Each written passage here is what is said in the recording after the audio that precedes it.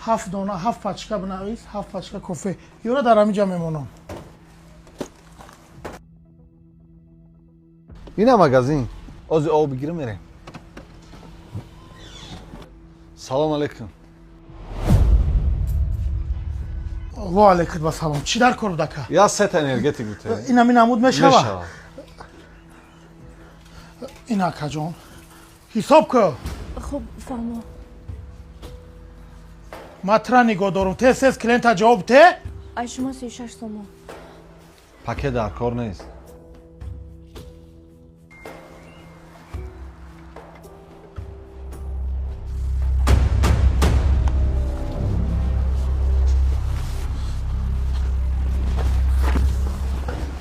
در زن شودار نگاه کردن ایروی مردی نیست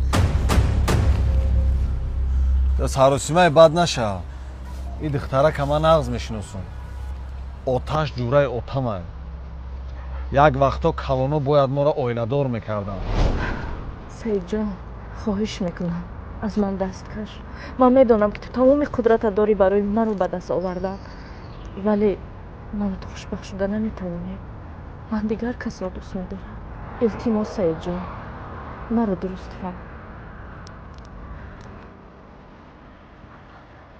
آتا من دختر جورات نمیگیرم تمام لیکن یک چیزش مرا زیخ کرد این دختر برای تو ای بحر یک چیزای گذشت که